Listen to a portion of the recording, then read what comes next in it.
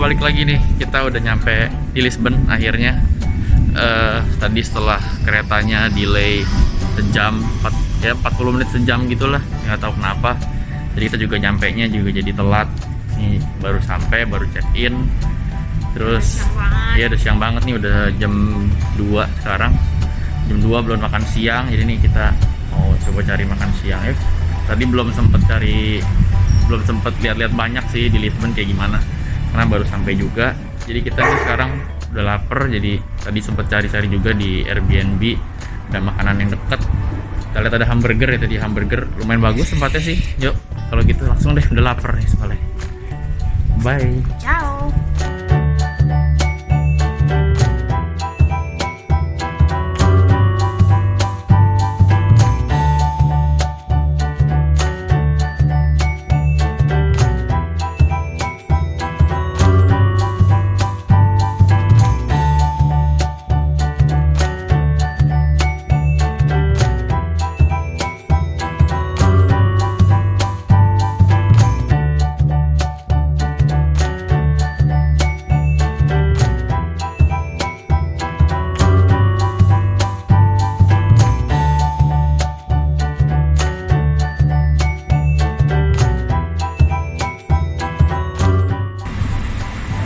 Balik. Gila, sumpah nyala. Tutut.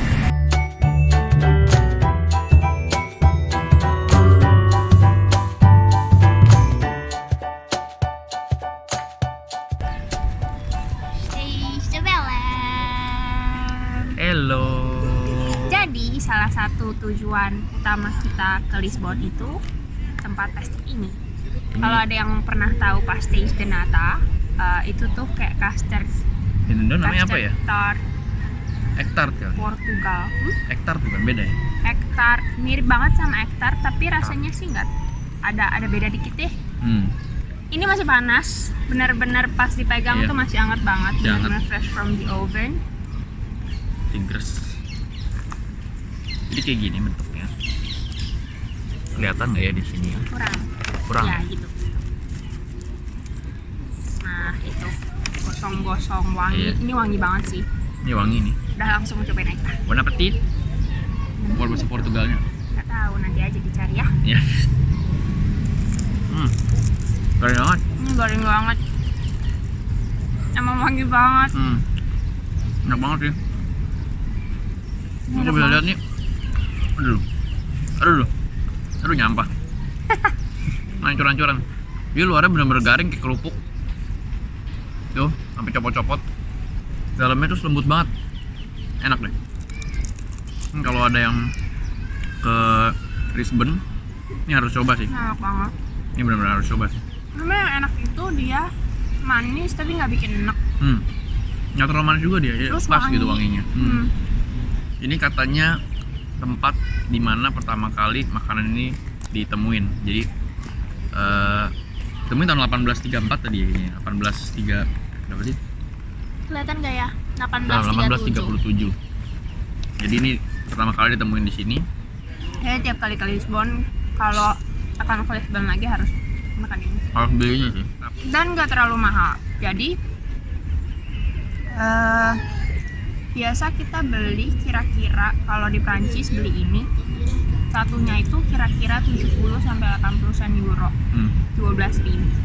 Nah, kalau yang ini kan tempat ngehits banget. Top banget itu, Sebenarnya. top di dunia sih kayaknya.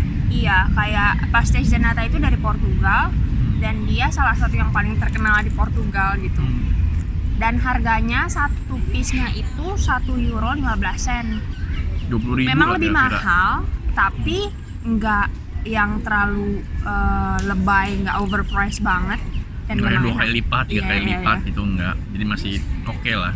Emang worth lah sama harga sama rasanya juga. Enak banget. Sebenarnya salah satu emang makanan favorit kita, makanya waktu kemarin planning ke Portugal juga salah pasti satu udah harus kesini iya, deh salah pokoknya. satu tujuan utama itu harus nyobain Pastéis de Nata. Natanya Portugal.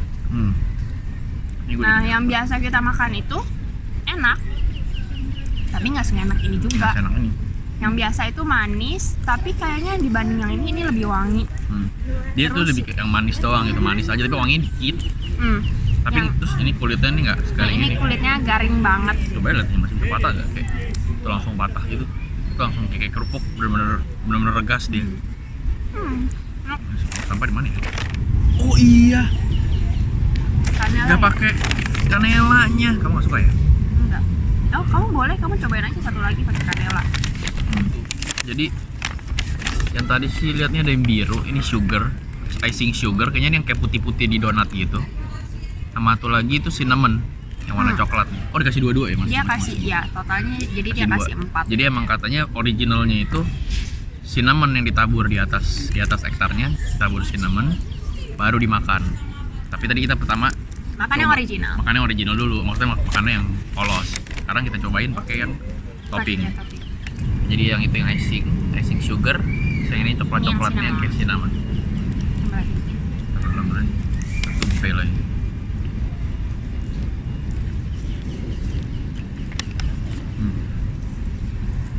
Sekarang kita coba. Kita coba.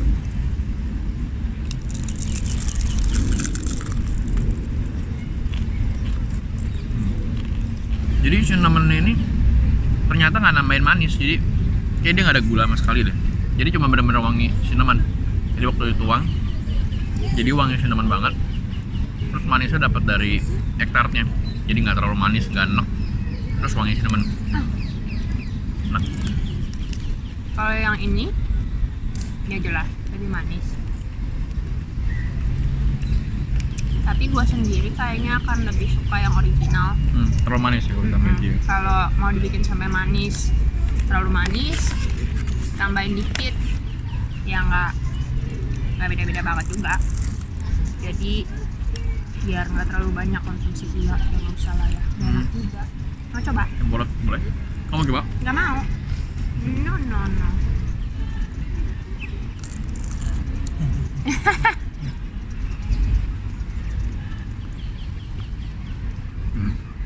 Gue juga lebih prefer yang original daripada yang tambahin ini. Tapi kalau bagi yang suka cinnamon, pakai cinnamon lebih enak karena lebih ada wangi-wanginya lagi. Jadi kalau menurut gue sih yang pertama yang gue nggak terlalu suka, yang ini yang pakai gula. Yang kedua tuh yang biasa yang original, paling enak itu tetap yang ini yang cinnamon. Oh iya. Soalnya nggak nambah manis terus wangi jadinya. Kalau yang suka cinnamon sih bakal suka ini. Kita masih punya 2. Jadi disisain buat besok sarapan. Yes. Ya udah. Kita mau lanjut explore Lisbon lagi. Yes, soalnya di sekitar sini banyak monumen-monumen dan kita mau pelajarin sebenarnya ini. Sebenarnya apa aja sih? Ini monumen apa sih gitu. Oke deh kalau gitu. Bye. Bye-bye. Sampai jumpa lagi.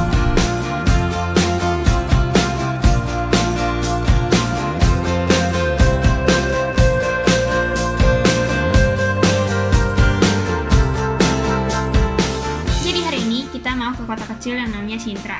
Sintra ini dekat dari Lisbon dan terkenal karena banyak istana sama castle gitu.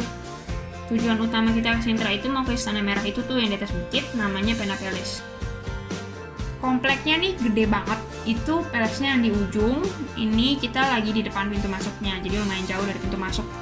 Harga tiketnya itu 14 euro buat dewasa, udah include Pena Park sama Pena Palace.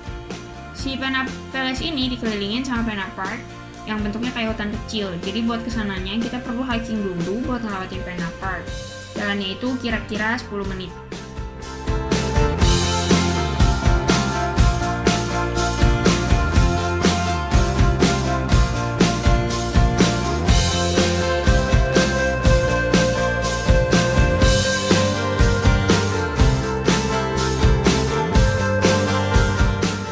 Oke, ini dia Pena Palace, kita sudah sampai di atas. Jadi tadi sebelum nyampe sini kita sempat cek dikit-dikit tentang sejarahnya. Jadi ini tuh arsitekturnya menarik. Jadi dia kelihatan ada mix antara medieval, jadi gaya-gaya desain Eropa sama desain Muslim. ada bagian-bagian yang ada kubah kayak di masjid gitu, itu menarik banget. Nah, sejarahnya itu awalnya sebenarnya dibangun di abad 15-an sebagai cuma tempat meditasinya seorang raja. Nah, tadinya kecil, ada kapelnya, tapi seluruh bangunannya itu nggak terlalu gede. Lalu di abad 18 ada raja yang suka banget sama lokasinya, lalu dia bangun ulang dengan ukuran yang jauh lebih besar, dan dia minta desainnya itu ada unsur medieval sama unsur muslimnya. Jadilah Pena Palace. Pena Palace ini. Itu. Jadi sekarang kita mau masuk ke dalam. Kita mau lihat dalamnya kayak apa. Biasanya juga ada koleksi-koleksi yang dipertunjukkan di dalam. Nanti kita share di situ. Oke. Bye. Ciao ciao.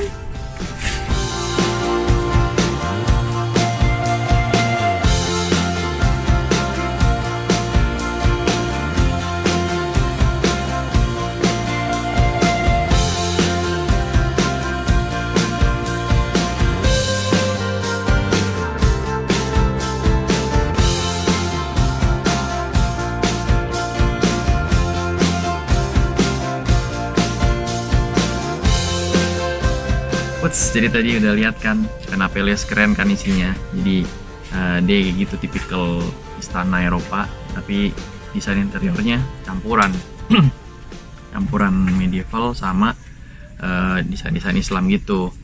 Oh iya, terus itu kita di awal lupa sebutin kalau ternyata si Palace de Pena ini juga salah satu UNESCO World Heritage Site. Iya. Terus sekarang kita juga lagi ada di UNESCO World Heritage Site yang lain. Namanya? Quinta da Regaleira. Jadi kita awalnya tertarik ke sini cuma karena kita lihat foto orang ada di sumur. Jadi bentuknya itu sumur tapi ada tangga melingkar. Sumurnya dalam banget dan gede banget. Terus jadinya aneh sebenarnya karena sumur kenapa harus ada tangga? Berarti kalau ada tangga sampai turun ke bawah, berarti bisa dimasukin orang. Iya. Kenapa? Jadi karena fotonya juga bagus, ya udah kita kesini juga jadinya. Dan tadi memang nggak terlalu jauh. Sebenarnya jauh sih. Karena kita bisnya tadi itu nggak jalan, jadi kita harus jalan kaki dari Palace de Pena 1 jam sampai sini. Kalau naik bis sebenarnya dekat. 15 menit juga sampai kalau naik bis mah. Jadi kita juga nggak tahu sebenarnya di sini ada apa aja. Kita langsung cek aja. Oke deh. Cus.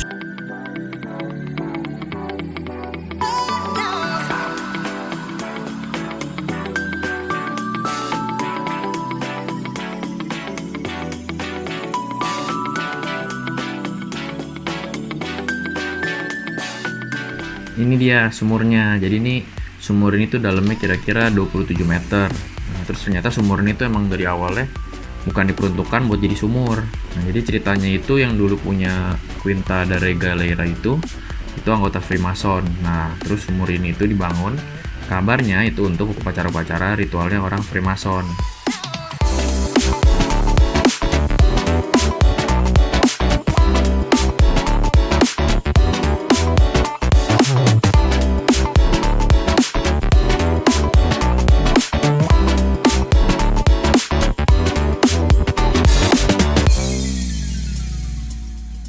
Last day in Lisbon. Halo semuanya, jadi ini kita lagi nungguin fotografer. Jadi kita sewa fotografer di Airbnb Experience. Jadi kita janjian ketemuan di sini. Emang ini daerahnya emang sinik banget sih. Ini bisa dilihat kan di belakang juga ada sungai gede, ada kota lagi di belakang sungainya situ. Ini emang daerah-daerah tempat buat foto-foto. Dulu juga sempet cobain sih Airbnb Experience buat yang fotografer gitu. Jadi kalau yang belum tahu Airbnb Experience itu apa sih? Jadi Airbnb Experience itu jasa dari Airbnb untuk menyediakan suatu jasa untuk traveler. Jadi gimana ya? Jadi bingung ya. Jadi Airbnb menyediakan jasa untuk traveler. Jadi contohnya kayak fotografer atau enggak kalau misalkan mau belajar untuk masak makanan lokal, nah itu juga ada kadang-kadang. Orang lokal bisa jualan di sana. Jualan jasa, servis. jualan servis. Salah satunya photoshoot, bisa wine tasting, bisa belajar masak, bisa diajak tour. Ya ada tour juga, ada tour keliling buat ceritain sejarah-sejarah kotanya gimana aja. Jadi banyak sih. Nah ini kita juga udah beberapa kali coba Airbnb experience untuk fotografer. Jadi itu oke juga sih untuk harga yang murah kalau dibanding sama itu aplikasi yang buat foto-foto tuh yang depannya sweet belakangnya escape. Iya, sejauh ini sih kita berasa yang Airbnb experience jauh lebih murah. Harganya mungkin bisa 1:5 dibanding aplikasi. Iya agak jauh sih emang iya. So far pengalaman dan review kita adalah memang kadang yang Airbnb experience ini fotografernya nggak seprofesional yang di Sweet Escape. Tapi kualitas yang kita dapat, kualitas foto-foto yang kita dapat nggak jelek-jelek banget gitu. Buat harga itu sebenarnya worth banget, apalagi bandingannya sama aplikasi itu. Iya, cukup oke sih ya kualitasnya. Gue juga seneng sama yang Airbnb experience. Maksudnya ya emang nggak sebagus itu, tapi untuk kita berdua sih oke lah, masih acceptable. Bandingannya walaupun harganya 1:5, tapi kualitas yang kita dapat nggak cuma 1/5 dari yang kita dapat di aplikasi. Iya, jadinya gara-gara kita udah tahu ini dan murah, jadi biasanya kalau kita jalan-jalan Kalau coba ada cek deh. waktu, Iya, ya ada biasanya waktu. kita- Coba cek deh ada nggak fotografer yang lumayan murah dan oke. Kan lumayan jadi ada yang foto-fotoin kita berdua. Kalau nggak biasanya kita biasanya lebih banyak selfie jadinya. Iya, jadi banyak selfie doang. Oke deh, jadi ini kita udah mau ketemu sama fotografernya. Nanti kita kasih lihat lagi gambar-gambarnya kayak gimana yang dia jepret ya. Buat kalian lihat lah, siapa tahu oke, kalian suka. Jadi bisa coba juga. Ntar kasih kita lihat review-reviewnya. Oke deh. Dadah. Ciao.